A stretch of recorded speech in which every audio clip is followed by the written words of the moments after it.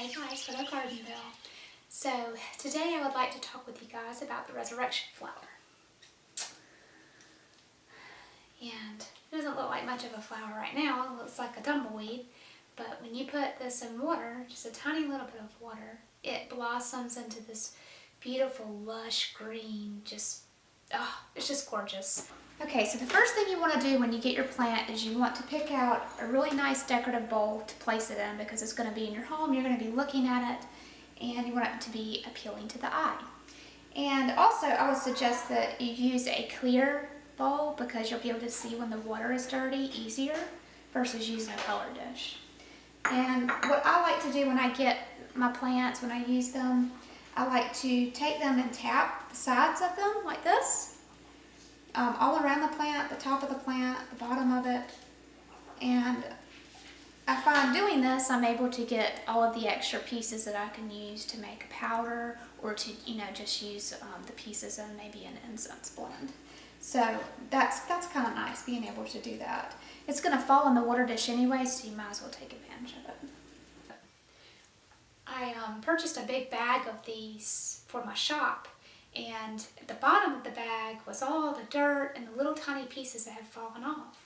So rather than throw that away, I decided to use that in my in different things. Like I use it to feed my mojo bags. I've taken the crumbs and broken them up and put them into a powder and used them on my candles and candle magic. You could do so many different things with it. So you'll be able to get a good bit from each plant to be able to use however you desire to use it. Okay, so you want to fill up your bowl with water, and I would say this is probably about a 1/4 cup, but really it just depends on the root system of the plant. You can see how the roots come up to right about here. You want to cover all of that.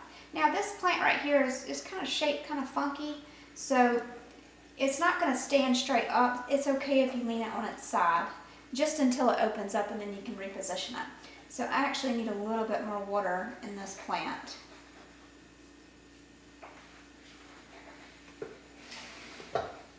And I'm using rainwater, I just use the tap water, but you want to use, rainwater, any type of water that you've had in maybe some of your watering canisters for your plants, just because plants do well, obviously, with rainwater versus tap water.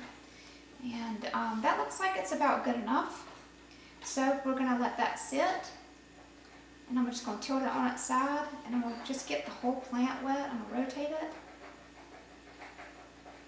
Now some people will keep their plants submerged in the water, but that's really not necessary to do. You don't have to do that.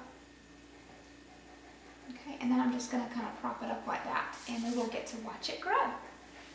In the Christian religion, the plant symbolizes the resurrection of Christ. It is very symbolic of the womb of Mary and, with the opening of the plant. But in Southern root work, this is used to conjure spirits. You can take different pieces